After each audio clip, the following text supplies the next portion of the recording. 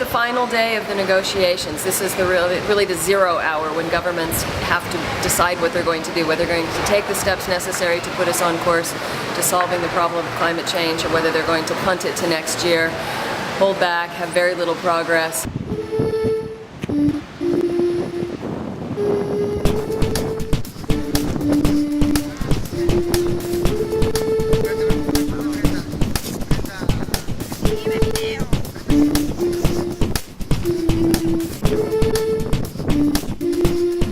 Well, we would be throwing a lifeline to the negotiations. It's our attempt to show governments that there is really strong public support behind them for negotiating an agreement. So we're sending a message to say that the public is behind strong action and they really must do their part. So I'm just going to give a quick briefing on what we're going to do. We've got this huge life ring that weighs somewhere in the order of 300 kilos. The concept we're doing today is throwing a lifeline to the negotiations to try to, to help them out a little bit. So we're going to basically divide the group into two groups. One which is the negotiators, the ministers, the process that's happening down at the Moon Palace. Actually not the process itself, but the countries and the negotiators is who we're trying to communicate with. We'll divide you all up, but the people who are the negotiators and the ministers will be dressed in suits and dresses, which we have a whole bunch of over here to hand out to people. And those people will go into the water and be kind of in trouble, waving, they're drowning and so on out in the water, which won't be too hard, judging from the surf. If I may, or is that not allowed? I don't actually know how to tie a tie. This might be problematic. I can do it. Can you? Yeah.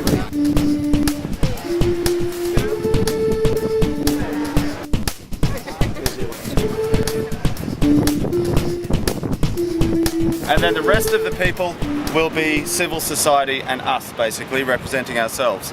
And those people will all be dressed in blue and green t-shirts. Where's Joao? Here! All right, Joao. Okay, I don't recognize him because he looks like a negotiator. Right. Okay, so what we're going to do is, collectively, all of us, negotiators included, even though it may go against their grain, are going to help to move this life ring into its initial position. So what we'll then do, once we have everybody separated up, is we'll spell out the word hope with a question mark on the end, on the sand.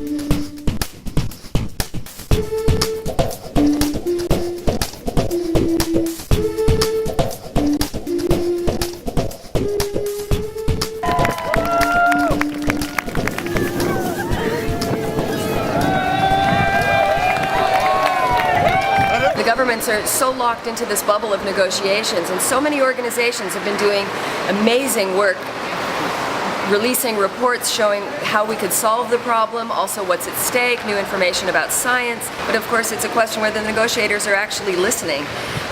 So I think they need to look a little bit outside the bubble and listen to the will of the people.